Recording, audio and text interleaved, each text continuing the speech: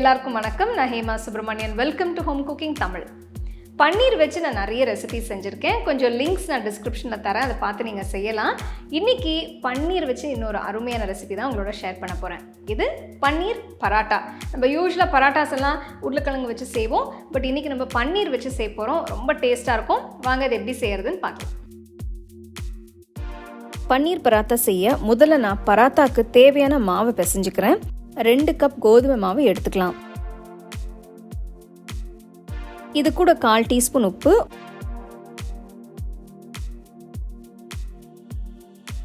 1 teaspoon எண்ணெயை சேர்த்து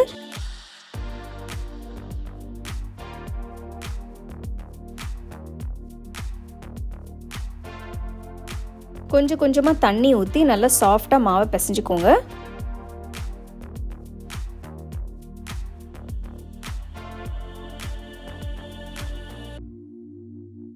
ஒரு 10 நிமிஷம் நல்லா பிசைஞ்சி மாவை மூடி வச்சு 30 நிமிஷத்துக்கு ஊற வைக்கலாம்.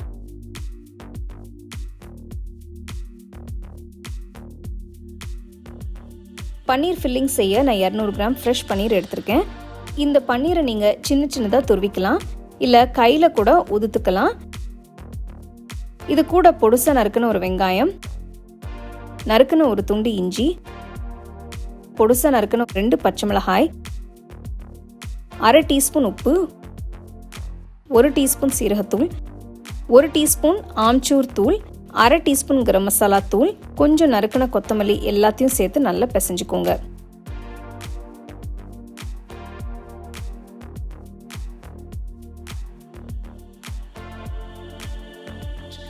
இப்போ பன்னீர் பராத்தாஸ் பண்ண ஆரம்பிக்கலாம். மாவை ஊற வச்சு 30 நிமிஷம் ஆயிடுச்சு. மாவை சின்ன சின்ன பால்ஸாக உருட்டிக்கோங்க.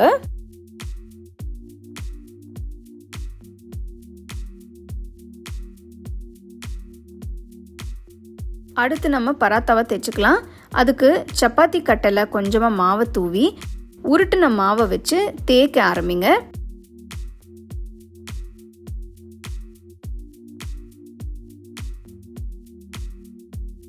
மாவை தேய்ச்சதும் நம்ம செஞ்சு வச்சிருக்கிற பன்னீர் ஃபில்லிங்கை எடுத்து வைங்க. மாவை ஓரத்துல இருந்து எடுத்து எல்லா பக்கத்துல இருந்து ஃபில்லிங்கை மூடுற மாதிரி செய்யுங்க. மூடுறதும் மேலே கொஞ்சம் மாவு இருந்தால் அதை எடுத்துருங்க. பாருங்க நான் எப்படி செய்கிறேன்னு. இதே மாதிரி செய்தீங்கன்னா நல்லா கரெக்டாக வரும். மெதுவாக சப்பாத்தி கல்லில் வச்சு ரோல் பண்ணுங்க. ரொம்ப அழுத்தி தேய்க்க வேண்டாம். நம்ம உள்ளே வச்சிருக்கிற ஃபில்லிங்கை வெளியில் வராத மாதிரி ஜென்டலாக திரட்டுங்க. ஒரு தவாவை சூடாக்கி செஞ்சு வச்சிருக்கிற பராத்தாவை போடுங்க.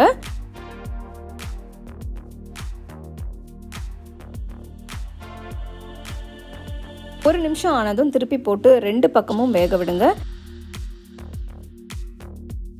இந்த மாதிரி பிரவுன் கலர் டாட்ஸ் வந்ததும் கொஞ்சமாக நெய் தடவுங்க. பராத்தா செய்கிறப்ப ஸ்டோவ் மீடியம் ஃப்ளேம்லேயே இருக்கட்டும்.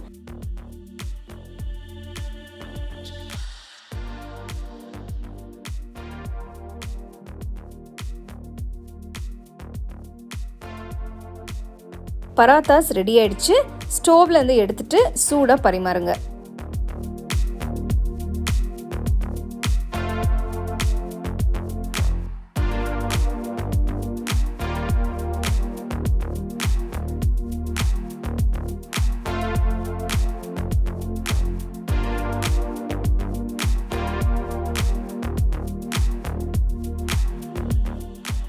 அருமையான பன்னீர் பராட்டா எப்படி செய்யறதுன்னு பார்த்தீங்க இல்லையா?